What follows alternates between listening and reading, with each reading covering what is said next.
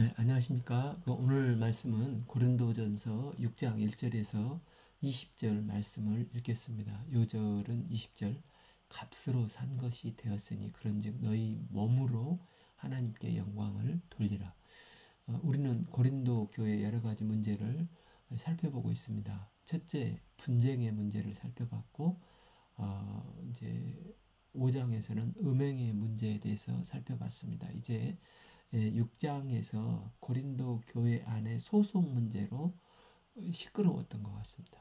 그런데 교인끼리 분쟁이 생겼을 때 그것을 교회 내에서 해결하지 못하니 세상 법정으로 이 문제를 가지고 가는 것입니다. 그래서 이 질문에 어떻게 해결했으면 좋을지, 또한 신자의 몸은 그리스도의 지체요 성령의 전임으로 거룩하여 그 몸으로 하나님께 영광을 돌리라고 사도 바울은 말하고 있습니다. 1. 너희 중에 누가 다른 이와 더불어 다툼이 있는데 구태여 불의한 자들 앞에서 고발하고 성도 앞에서 하지 아니하느냐. 고린도 교회의 성도 간에 법적인 소송 분쟁 문제가 발생했던 것을 보게 됩니다. 그런데 이것을 교회 안에서 판단하고 해결했으면 좋겠는데 성도들 간에 이 문제를 세상 법정에 가서 고발, 고소하고 분쟁을 일으킨 것입니다. 이에 사도 바울은 그것은 좋지도 않고 옳지도 않다 하면서 몇 가지 생각해 볼 수 있는 이유를 말합니다. 첫째, 고린도 교회는 하나님의 법이 아니라 세상 법으로 문제를 해결하려고 했다는 것입니다. 1비 구태여 불의한 자들 앞에서 고발하고 성도 앞에서 하지 아니하느냐. 하나님께서 바울을 통해 주신 대전제는 교회 내 송사와 성도들 사이에 일어나는 분쟁은 교회 안에서 하나님의 말씀과 의 법으로 문제와 분쟁들이 해결되는 것이 마땅하다는 것입니다. 여기서 이제 오해하면 안 되는 것이 세상에 있는 법들은 우리의 재산과 인권을 보호해주고 생명과 질서를 보호해주고 여러 분쟁들을 조정해주는 순기능적인 역할을 하므로 사회에서는 없어서는 결코 안 됩니다. 그러나 교회 안에서 발생하는 분쟁이나 갈등 문제는 하나님께서 우리에게 주신 말씀과 교회법 안에서 해결하는 것이 마땅하다는 것입니다. 두 번째, 이들의 문제는 하나님의 법이 세상 법보다 상위 법이기 때문이라는 것입니다. 이 성도가 세상을 판단하는 것을 너희가 알지 못하느냐? 세상도 너희에게 판단받겠거든 지극히 작은 일을 판단하기를 감당하지 못하겠느냐? 우리가 천사를 판단할 것을 너희가 알지 못하느냐? 그리하거든 하물며 세상 일이랴. 이제 우리가 마지막 날에 주께서 재림하실 때 성도는 세상과 천사도 판단하는 일에 동참하게 될 터인데 어찌 이러한 처지에 놓이게 되었느냐고 책망을 하는 것입니다.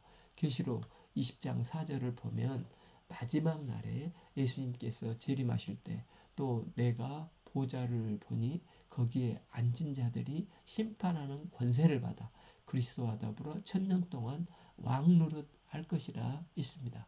그런데 어떻게 상위 법인 하나님의 통치를 받는 성도가 세상으로부터 판단을 받느냐. 이것은 상위법과 하위법의 순서가 뒤바뀐 것이라는 것입니다. 예수님께서도 마태복음 5장 20절에서 내가 너희에게 이르노니 너희 의가 서기관과 바리새인보다 더 낫지 아니하면 결탄코 천국에 들어가지 못하리라 말씀하셨습니다. 우리는 세상의 기준보다도 더 탁월하신 하나님 나라의 법의 기준에 따라 살아가는 거룩한 성도들입니다. 때문에 성도들은 높은 도덕률과 희생적인 사랑을 통해서 이 악한 세상에 선한 영향력을 끼치는 삶을 살고 세상에 소망이 돼야 됩니다. 응당 이 땅에서 성도들 사이에 발생하는 문제들을 교회 안에서 자체 해결할 수 있는 자정 능력이 있어야 하는 것입니다. 그런데 지금 이 땅에서 지상 교회에서 발생되는 작은 일이 분쟁 하나, 작은 일인 분쟁 하나 스스로 감당하지 못해서 하위법인 세상 재판관 앞에서 이 교회 문제를 쪼르르 나가서 해결하려고 하는 게 말이 되느냐는 질문인 것입니다. 이제 세 번째, 하나님의 교회에 지혜자가 있는 게 마땅하기 때문이라는 것입니다. 자, 그런즉 너희가 세상 사건이 있을 때 교회에서 경히 여김을 받은 자들을 세우느냐? 오, 내가 너희를 부끄럽게 하려 하여 이 말을 하노니 너희 가운데 그 형제간의 일을 판단할 만한 지혜 있는 자가 이같이 하나도 없느냐 하며 안타까운 질문을 합니다. 우리가 하나님의 말씀을 지식으로 받아들이는 게 아니라 하늘로부터 임하는 지혜로 생명으로 받아들여야 합니다. 성령께서 말씀을 조명해 주시고 말씀이 우리 삶에 녹아들어서 우리의 삶의 문제나 관계 문제 등을 말씀 안에서 능히 분별해 낼 수 있는 지혜 있는 역량으로 드러나야 하는 것입니다. 그래서 고린도전서 1장 25절에서 십자가의 지혜는 하나님의 어리석음이 사람보다 지혜롭다. 하나님의 약하심이 사람보다 강하니라 했습니다. 그런데 고린도 교회는 신령한 자가 그렇게 많다고 하면서 형제 간의 분쟁을 판단할 만한 지혜 있는 영적 리더십이 하나도 없다는 것입니다. 그러면서 바울은 교인들 간에 발생하는 소송 문제를 어떻게 해결하라고 권면을 합니까? 6. 형제와 더불어 고발할 뿐더러 믿지 아니하는 자들 앞에서 하느냐? 7. 너희가 피차 고발함으로 너희 가운데 이미 뚜렷한 허물이 있나니 차라리 불의를 당하는 것이 낫지 아니하며 차라리 속는 것이 낫지 아니하냐. 8. 너희는 불의를 행하고 속이는구나. 그는 너희 형제로다.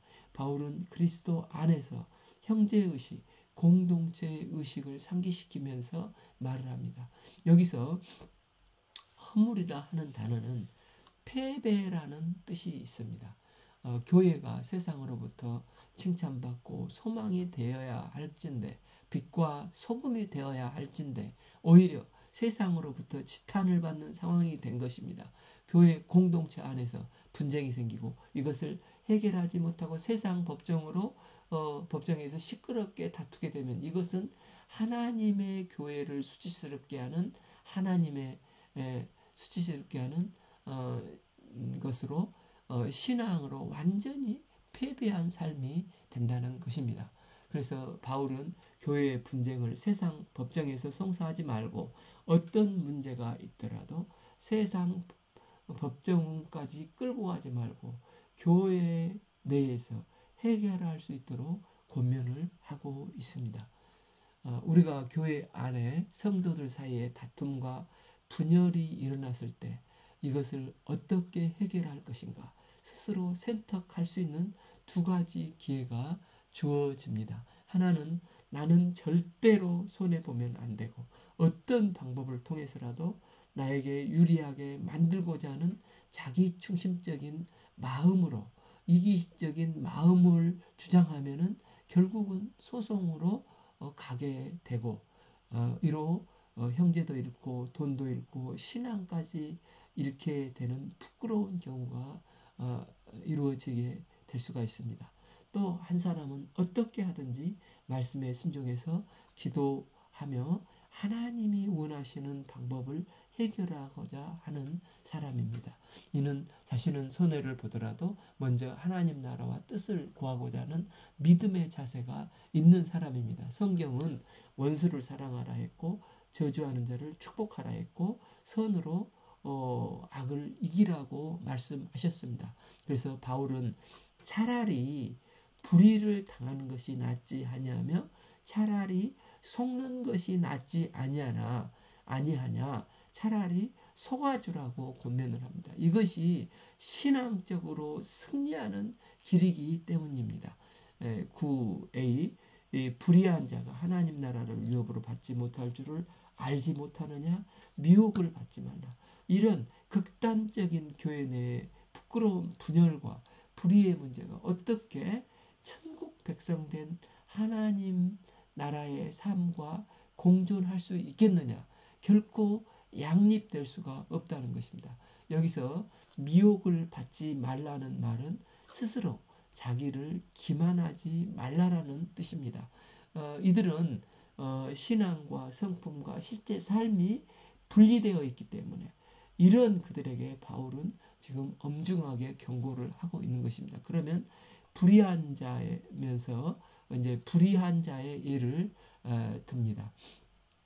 6 하반부, 9 하반부 미혹을 받지 말라. 음행하는 자나 우상 숭배하는 자나 간음하는 자나 탐색하는 자나 남색하는 자나 10 도덕질이나 탐욕을 부리는 자나 술 취하는 자나 모욕하는 자나 속여 빼앗는 자들은 하나님 나라를 유업으로 받지 못하니라.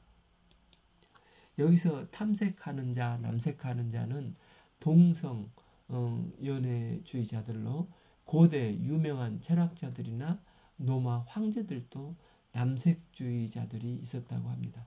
당시 헬라 철학자들은 영혼만 귀중하고 육체는 아무 짓을 해도 아무 상관없다. 몸은 영혼의 무덤일 뿐이다. 라고 했습니다. 항구 도시인 이 고린도는 이 아프로디테 신전에서 천여 명의 여사제들이 있었는데 이들이 밤만 되면 창기가 되어서 온 거리를 휘쓸고 다니면서 유혹을 하고 다녔다고 하지 않습니까? 이런 분위기 속에서 육체의 욕망대로 방탕하게 사는 자들이 참으로 많았습니다. 그러므로 이런 자들은 근본적으로 거룩하신 하나님 나라를 유업으로 결코 받을 수 없다는 것입니다. 11 너희 중에 이와 같은 자들이 있더니 주 예수 그리스도의 이름과 우리 하나님의 성령 안에서 씻음과 거룩함과 의롭다 하심을 받았느니라.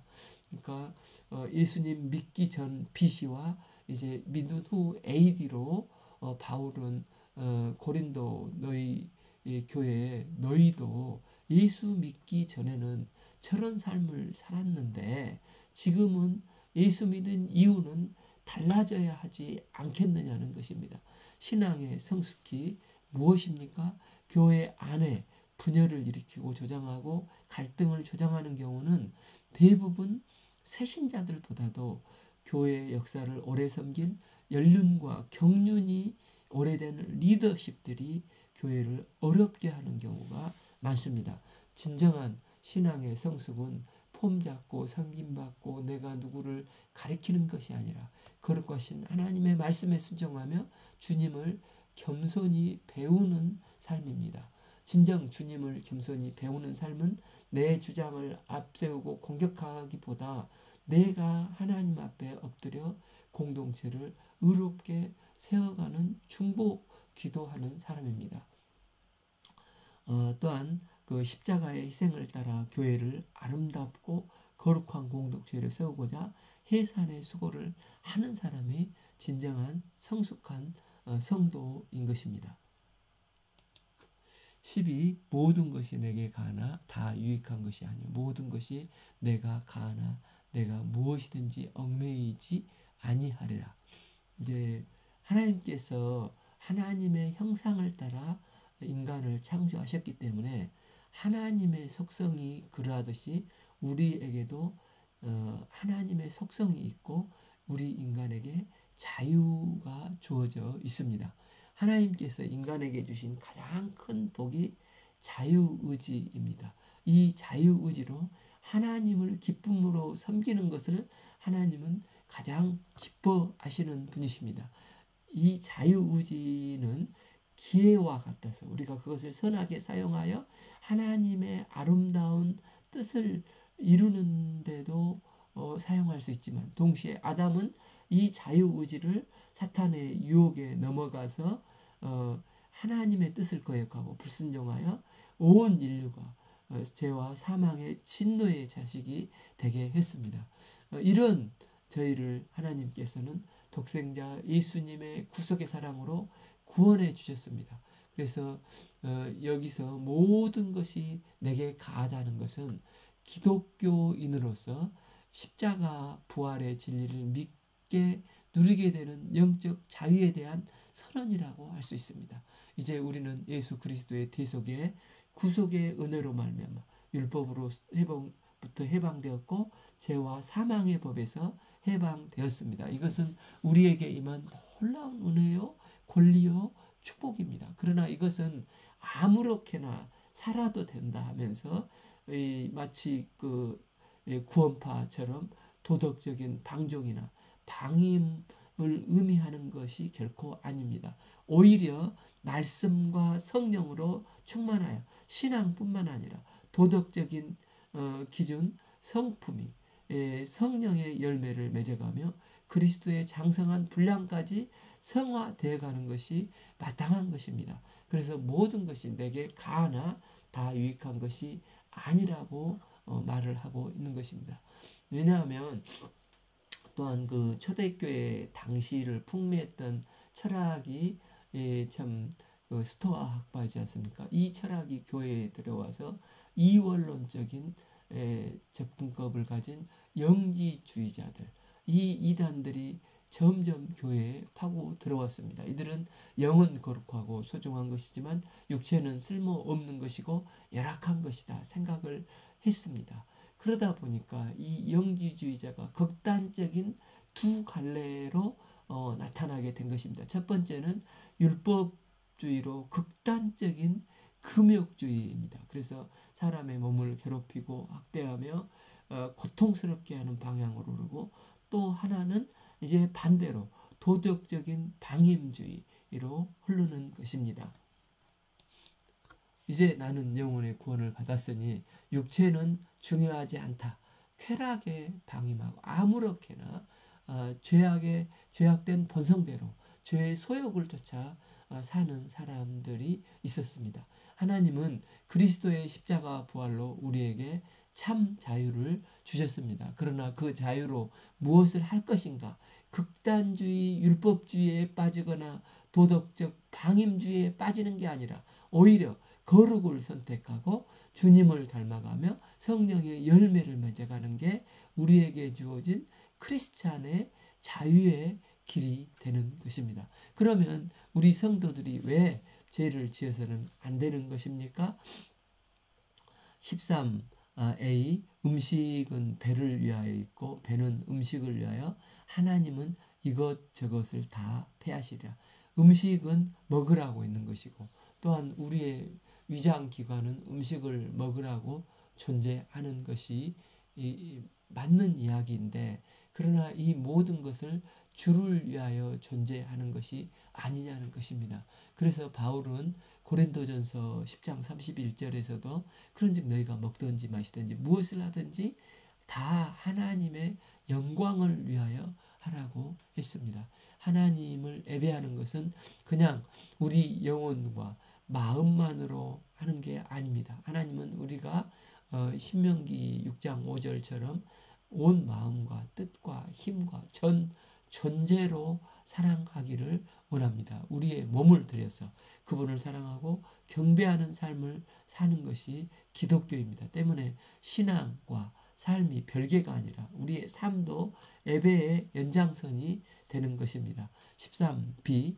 몸은 음란을 위하여 있지 않고 오직 주를 위하여 있으며 주는 몸을 위하여 계시느니라. 하나님은 우리에게 기본적으로 성욕과 식욕을 주셨습니다. 이것을 주시면 우리의 생명을 보존하고자 하시고 또 자손을 생육하고 번성하도록 복을 주신 것입니다. 그런데 이것을 오직 육체의 욕심을 채우기 위해서 자기 쾌락만을 위해서 사용한다면 그것은 도리어 우리의 믿음을 해치는 것이 되는 것입니다. 몸은 음란을 위하여 있지 않고 오직 주를 위하여 있으며 주는 몸을 위하여 계시는 것이라는 것입니다. 14. 하나님이 주를 다시 살리셨고 또한 그의 권능으로 우리를 다시 살리시리라. 우리의 육체는 잠시 살다가 이 땅에서 땅에 묻히면 끝나는 존재가 아닙니다.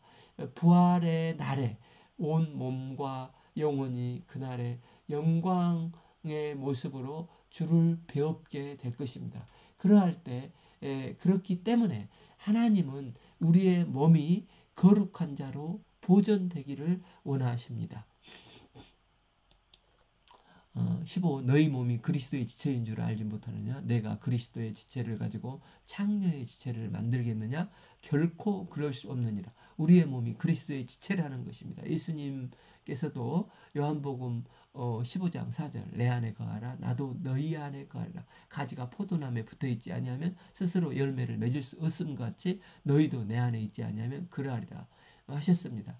핏줄이 통하듯이 이 신경계가 서로 연결이 되었듯이 주와 하나님의 자녀들은 서로 연결된 몸, 지체라는 것입니다. 이렇듯 주의 보혈로 그분의 거룩함이 흘러들어와 우리를 거룩하다 칭해 주셨는데 우리가 이 몸으로 죄에 참여하게 되면 우리의 몸을 해치는 것이 되고 주의 거룩을 해치게 되는 심각한 상황이 된다는 것입니다. 16. 장녀와 합하는 자는 그와 한 몸인 줄 알지 못하느냐? 일렀으되 둘이 한 육체가 된다 하셨나니. 17. 주와 합하는 자는 한 영이니라. 이 말씀은 본래 부부간의 원리를 주신 말씀입니다. 여호와 하나님은 인간의 행복을 위해서 에덴을 창설하시고 행복한 에덴 동산의 하이라이트가 첫 부부의 가정을 이루는 축복을 주신 것입니다. 그래서 잠언 5장 15절에서도 너는 내 우물에서 물을 마시며 내 샘에서 흐르는 물을 마시라. 16. 어찌하여 내 샘물을 집 밖으로 넘치게 하여 내 도랑물로 거리로 흘러가게 하느냐. 17. 그 물이 내게만 있게 하고 타인과 더불어 그것을 나누지 말라 하셨습니다. 애당초 하나님께서 부부의 울타리를 만들어 주시고 그 안에서 하나님이 기뻐하시는 가정 공동체를 이루어가게 하셨습니다. 그런데 창기와 몸을 합하면 그 몸이 창기와 한 몸이 되어 죄 가운데 참여하게 된다는 것입니다. 이건 그리스도의 지체로 창기의 지체를 만드는 엄청난 죄가 되는 것입니다. 때문에 우리 성도는 거룩하신 주의 지체로 이 땅을 살아가야 하는 것입니다. 음행의 죄를 짓지 말아야 될 중요한 또 다른 이유가 무엇입니까? 18a 음행을 피하라. 여기서 피하라의 원어적으로는 도망친다 의미와 완전히 단절시킨다는 의미가 있습니다. 보디발 여사의 유혹에 요셉이 창세기 39장 9절에 내가 어찌 이 악을 행하여 하나님께 죄를 지으리까 하고 도망을 치며 피하지 않습니까? 요셉이 음행을 피하고 유혹을 피하는 게 크리스찬으로서의 마땅한 길입니다. 오늘날 풍요로운 시대가 되었지만 그러나 성적 유혹이 너무나 범람한 시대가 되었습니다. 인터넷이나 게임이나 엔터테인먼트 많은 영역들이 우리 삶을 끊임없이 홍수처럼 음란의 유혹의 물결로 빠져들게 하고 있습니다.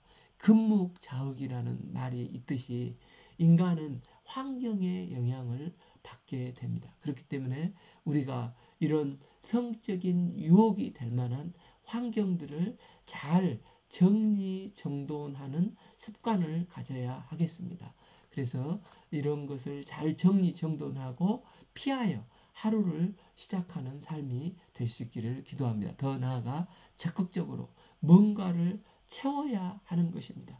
에베소서 5장 18절에는 술 취하지 말라. 이는 방탕한 것이니 오직 성령으로 충만을 받으라 말씀했습니다. 그 알코올 중독자가 이제 술김에 죄를 짓고 교도소에 갔다고 합니다. 그는 교도소에서 재활을 받으면서 내 인생이 이렇게 비참하게 된 것은 다 술 때문이다. 술은 다시는 안 마시겠다고 다짐하고 또 다짐하고 결단을 했답니다. 그래서 마침내 이제 출세를 했는데 하필 그 교도소 앞에 술집이 있어서 이걸 보는 순간 순식간에 모든 각오가 와르르 무너지면서 자기도 모르게 술집으로 지남철에 철이 끌려가듯이 질질 끌려가고 있더라는 것입니다. 이때 그 술집 옆에 우유 파는 집이 있어서 그는 무조건 그곳으로 쏜살같이 달려가서 배가 터지도록 우유를 벌컥벌컥 마셔서 우유로 배를 충만하게 채웠다고 합니다. 그리고 나서 이제 술집을 지나가는데 술이 더 이상 유혹이 안 되고 안 마시고 싶더라는 것입니다. 이처럼 적극적으로 우리가 세속에 말려들지 않고 적극적으로 말씀 충만, 성령 충만을 받으면 능히 성령 충만함에 인도함을 받는 거룩한 삶을 살 수 있게 되는 것입니다. 18비 사람이 범하는 죄마다 몸 밖에 있거니와 음행하는 자는 자기 몸의 죄를 범하느니라. 다른 죄는 몸 밖에서 이루어지는 죄들입니다. 그런데 음행은 우리 몸에서 이루어지는 죄이기 때문에 그 심각성이 더 크다는 것입니다. 그래서 음행의 죄는 오랫동안 기억에 남고 반복적으로 습관적으로 죄의 유혹 가운데 빠지도록 유혹을 합니다. 죄에 대한 수치심도 정죄감도 그만큼 더 크게 된 것입니다. 바울이 이토록 강한 어조로 경고의 말씀을 하는 것은 우리의 생명을 보존하기 위해서입니다. 우리 안에 내주하시는 거룩하신 성령님과 주와 한 몸이 된 지체가 정결하고 깨끗하게 예수 그리스도의 날까지 거룩한 신부로 보존되기를 기도합니다. 우리의 몸은 무엇입니까? 19 너희 몸은 너희가 하나님께로 받은 바 너희 가운데 계신 성령의 전인 줄을 알지 못하느냐. 너희는 너희 자신의 것이 아니니라. 20 값으로 산 것이 되었으니 그런즉 너희 몸으로 하나님께 영광을 돌리라. 우리 몸은 성령님이 거하시는 전입니다. 성령님은 영이시기 때문에 어떤 그릇이나 공간 안에만 갇혀 계신 분이 아니십니다. 그런데 하나님은 독생자 예수 그리스도의 피값을 지불하셔서 우리를 사셨고 허물 많은 우리 성도의 몸이 이제 죄사함을 받고 성령님이 거하시는 성전이 되었습니다. 그래서 갈라디아서 2장 20절에서 사도 바울은 내가 그리스도와 함께 십자가에 못 박혔나니 그런즉 이제는 내가 산 것이 아니요 오직 내 안에 그리스도께서 사는 것이라 했습니다. 이제 나의 옛자는 죽고 주님이 주인이 되셨고 성령님이 내 안에 내주에 계시는 주인이 되셨습니다. 이제 내가 육체 가운데 사는 것은 나를 사랑하사 나를 위하여 자기 자신을 버리신 하나님의 아들 믿음 안에서 사는 것이 되었습니다. 하나님은 우리에게 자유의지를 주셨습니다. 범죄한 우리를 위해서 그리스도의 생명값을 지불하셔서 구속하시고 새 피조물로 삼아 주셨습니다. 기도하옵기는 이 축복을 우리의 육체의 기회로 삼을 것이 아니라 적극적으로 우리의 몸을 하나님이 기뻐하시는 거룩한 산 제사로 드리는 복된 인생이 되어서 우리 몸으로 하나님께 영광을 돌리고 재림하시는 그날 온 세상을 천사를 다스리는 축복된 인생이 될 수 있기를 기도합니다. 오늘 말씀은 고린도전서 6장 1절에서 20절 말씀을 읽었습니다. 감사합니다.